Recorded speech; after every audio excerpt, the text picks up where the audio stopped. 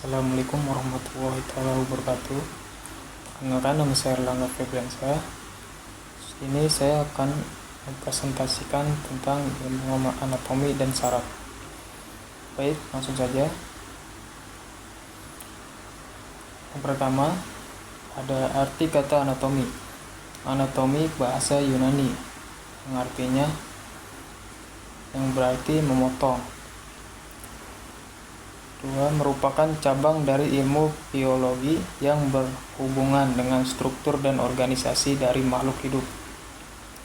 Ilmu anatomi adalah ilmu yang mempelajari bentuk dan susunan tubuh baik secara keseluruhan maupun bagian-bagian serta hubungan alat tubuh yang satu dengan yang lain.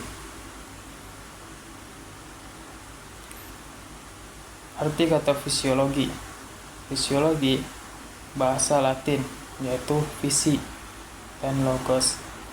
Visi yang artinya alam atau cara kerja, logos yang artinya ilmu pengetahuan. Fisiologi adalah ilmu yang mempelajari fal atau pekerjaan dari tiap-tiap jaringan tubuh atau bagian-bagian dari alat tubuh dan sebagainya. Anatomi dan fisiologi memiliki arti ilmu pengetahuan yang mempelajari tentang susunan atau potongan tubuh dan bagaimana alat tubuh tersebut bekerja. Posisi anatomi tubuh manusia. Syarat posisi anatomi: berdiri dengan tegak dengan kepala, kedua mata dan jari kaki menghadap ke depan. Yang kedua, tangan di sisi tubuh dengan telapak tangan terbuka ke depan. Ketiga, kedua kaki merapat dan mengarah ke depan. Bidang anatomi tubuh manusia. Bidang median merupakan bidang yang membagi tepat di tengah menjadi bagian kanan dan kiri. Bidang median dapat disebut juga bidang disgital.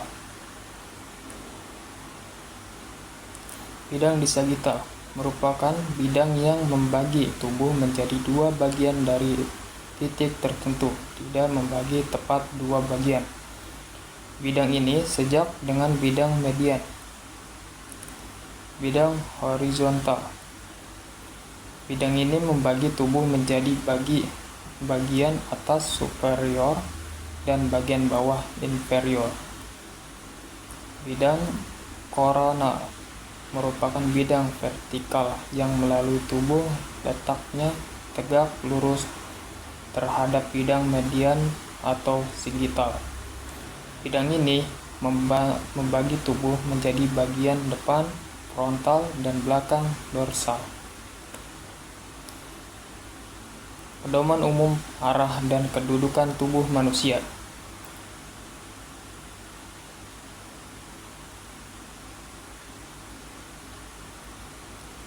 Lanjut, langsung saja istilah gerakan dalam anatomi. Flex dan ekstensi. Flex adalah gerakan menekuk atau membengkokkan. Ekstensi adalah gerakan untuk meluruskan ayun. Dan yang ketiga, ayunan ke belakang lebih lanjut disebut hiperekstensi. Contohnya seperti ada pada gambar tersebut.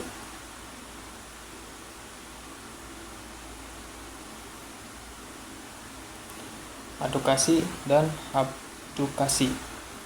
Adukasi adalah gerakan mendekati median tubuh. Sedangkan abdukasi adalah gerakan menjauhi median tubuh. Contohnya seperti ada di gambar tersebut. Lanjut, elevasi dan depresi. Elevasi merupakan gerakan mengangkat dan depresi adalah gerakan menurunkan. Contohnya seperti ada pada gambar tersebut. Lanjut, inversi dan evresi. Inversi adalah gerakan memiringkan telapak kaki ke dalam tubuh. Yang kedua, efresi adalah gerakan memiringkan telapak kaki keluar tubuh.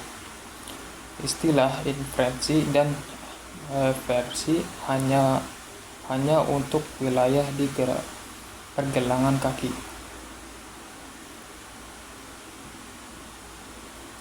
Lanjut, ada supinasi dan pronasi. Supinasi adalah gerakan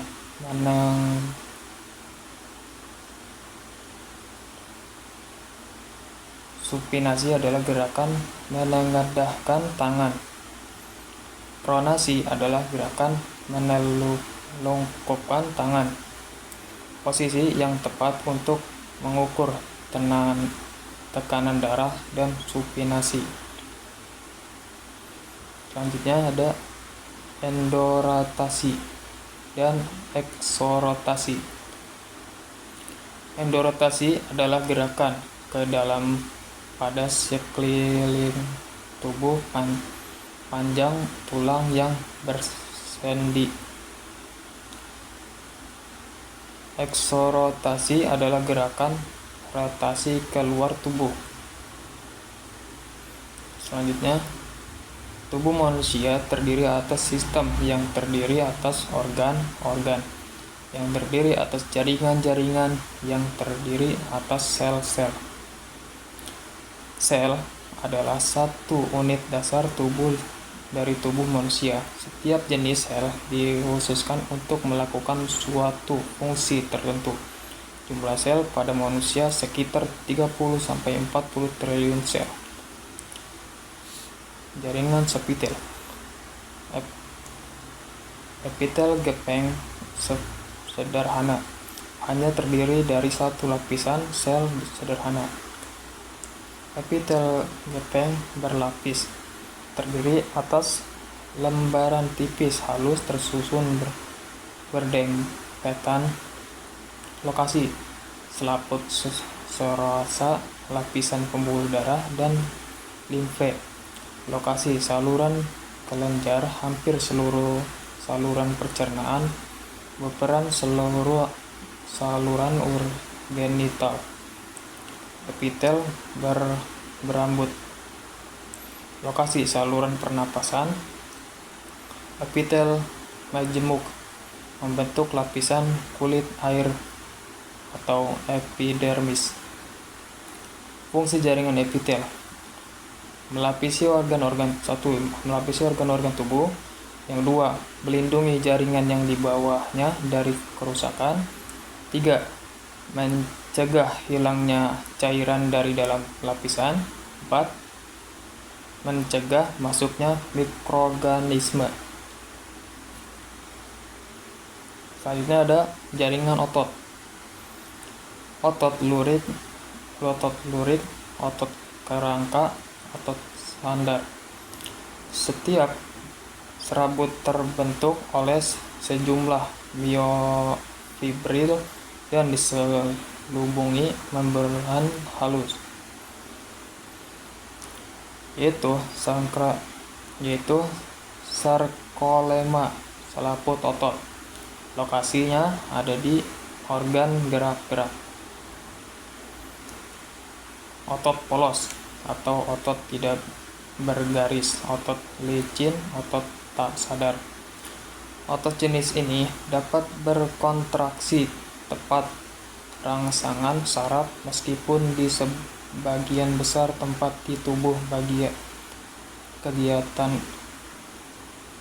kegiatannya berada di bawah pengendalian saraf otonomik. Terakhir ada otot jantung.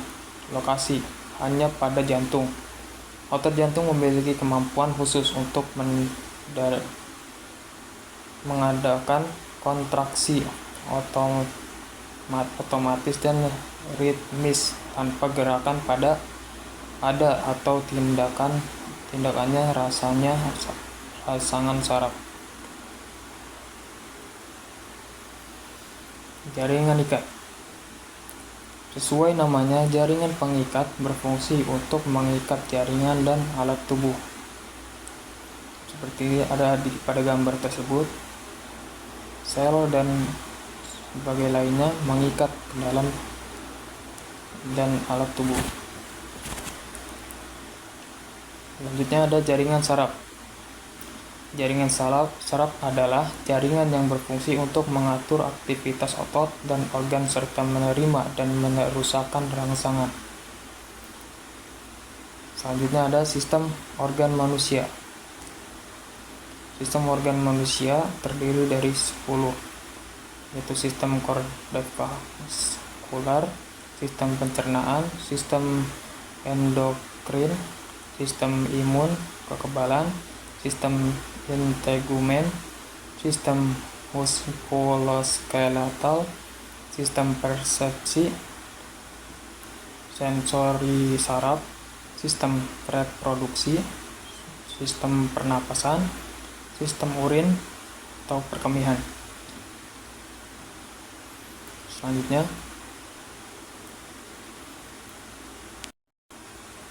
tentang saraf. Sistem saraf adalah sistem organ yang terdiri atas sel neuron yang memiliki fungsi 1. Mengkoordinasikan aktivitas otot. 2. Memonitor organ. 3. Membentuk atau menghentikan masukan dari hasil sensasi panca indera. Yang keempat, mengaktifkan aksi. Anatomi saraf. Anatomi saraf terlihat seperti pada gambar tersebut, yaitu terdiri dari dendrit, nukleus, akson, pendant sel, medus ranvier, terminal akson, sel Schwann, selubung inelin. Selanjutnya ada sistem saraf. Sistem saraf terbagi menjadi 2, yaitu sistem saraf pusat dan sistem saraf perifer. Sistem saraf pusat terletak pada otak dan medula, dan sistem saraf sistem saraf sadar somatik, kerjanya diatur oleh otak. Sistem saraf tak sadar atau otonom tidak dapat diatur otak, denyut jantung, gerakan saluran pencernaan, dan sekresi keringat.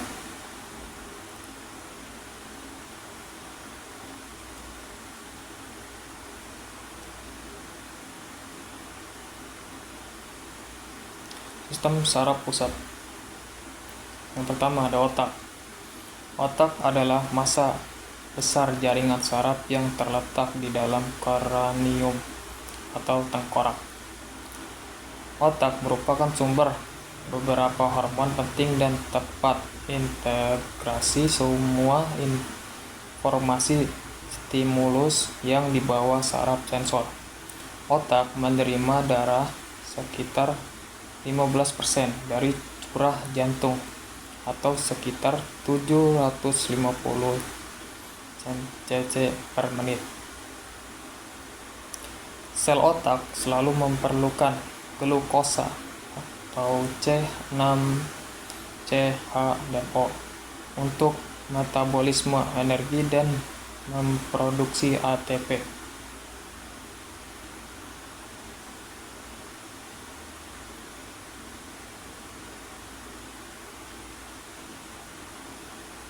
Terlihat pada gambar tersebut. Ini adalah letak-letak mana cambrium, discephalon, dan brainstem, dan cerebellum. Ini adalah posisi dan nama-namanya. Selanjutnya ada lapisan otak atau meninges. Lapisan otak atau meninges itu terbagi menjadi 3. Itu ada dura, meter, oral cair, diameter. Durameter lapisan paling luar dan bersifat tidak kenyal, melekat langsung dengan tulang tengkorak. Fungsi untuk melindungi jaringan-jaringan yang halus dan medual spinal. Arsenoid, lapisan yang berada di bagian tengah dan terdiri dari lapisan yang berbentuk jaringan laba-laba. Memiliki cairan yang disebut cairan cerebrospinal. Fungsinya melindungi otak dan medula spinal dari guncangan. Yang terakhir ada diameter, lapisan yang paling dalam dan melekat langsung pada otak. Memiliki banyak pembuluh darah, fungsi melindungi otak secara langsung. Selanjutnya ada medula. Ada medula oblagat dan medula spinal. Medula oblagat disebut juga batang otak. Fungsinya pusat pengaturan ritme respirasi, denyut jantung, penyempitan dan pelebaran pembuluh darah, tekanan darah, gerakan alat pencernaan, menelan, batuk, bersin, dan sedawa. Medula spinal disebut juga dengan sumsum tulang belakang. Letak di dalam ruas tulang belakang, ruas tulang leher, tulang pinggang yang kedua. Fungsinya pusat gerakan refleks dan menghantarkan impuls dan organ ke otak dan dari otak ke organ tubuh. Selanjutnya ada sistem saraf perifer. Sistem saraf perifer adalah sistem saraf yang menghubungkan semua bagian tubuh dengan sistem saraf pusat. Sistem saraf perifer terdiri dari 2, yaitu sistem saraf sadar somatik, merupakan sistem saraf yang kerjanya berlangsung di bawah kendali atau perintah otak atau bawah kendali kehendak manusia. Sistem saraf sadar terdiri dari 2, yaitu sistem saraf pada otak dan sistem saraf pada sumsum spinalis. Kedua ada sistem tidak sadar atau otonom, merupakan sistem saraf yang cara kerjanya secara tidak sadar di luar kehendak tanpa perintah oleh otak. Sistem saraf ini mensarafi seluruh otot polos, otot jantung, kelenjar endokrin, dan kelenjar eksokrin. Dibedakan menjadi 2 bagian, yaitu saraf simpatik dan saraf prasimatik. Lanjut, saraf otonom.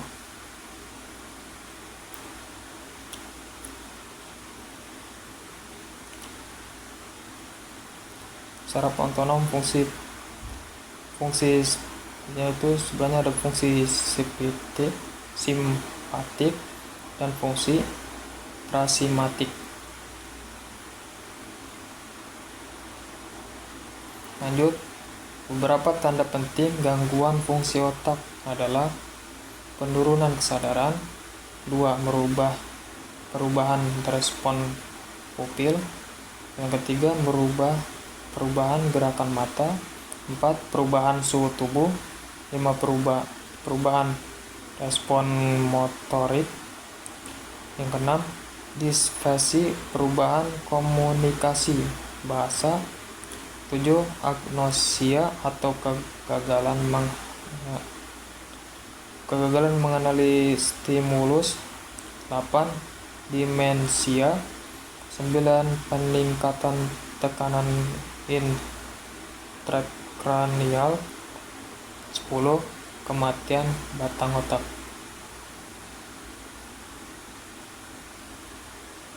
Lanjut, ada panca indera.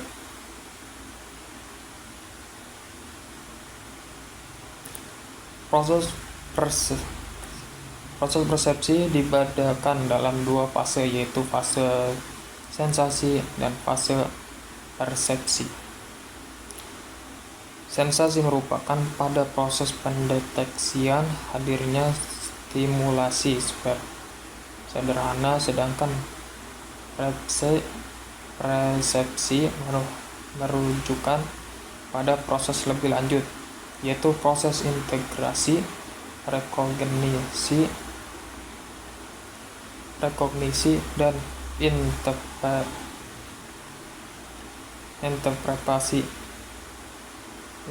interpretasi pola-pola sensasi yang kompleks. Lanjut, ada indera penglihatan. Terlihat pada indera penglihatan. Di sini ada otot, kornea, iris, pupil, quest humor, lensa, vitreous humor, sclera, choroid, retina, tin koning, saraf optik, dan bintik buta. Saraf mata atau saraf optik dimulai dari bagian belakang mata, tepatnya di retina, lalu berjalan melalui tulang tengkorak dan menyilang di otak. Pada bagian yang disebut kiasma optik, sebelum akhirnya menuju korteks visual di bagian belakang otak untuk memproses informasi visual.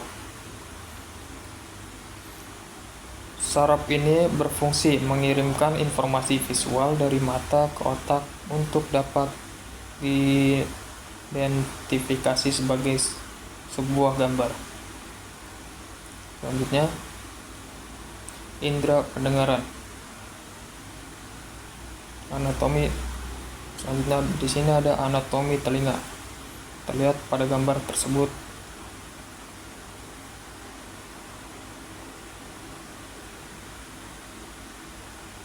Selanjutnya ada indera pembau atau hidung.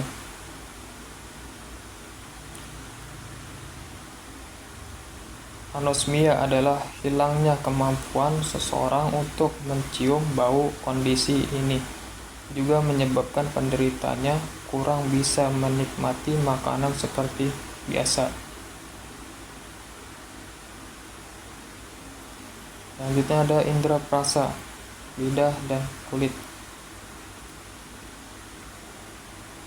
Terlihat seperti di gambar tersebut, sense organ in the skin.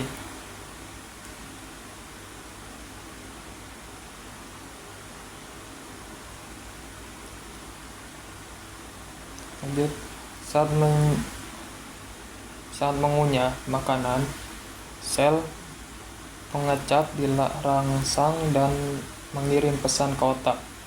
Nantinya pesan ini diidentifikasi oleh otak sebagai rasa makanan. Sel pengecap dapat mengenali 5 jenis rasa, yaitu manis, asam, pahit, asam, dan umami. Jika sel pengecap terganggu, maka seseorang dapat mengalami dysgeusia atau ageusia. Baik, itu saja yang bisa saya sampaikan. Kurang lebihnya mohon maaf. Assalamualaikum warahmatullahi wabarakatuh.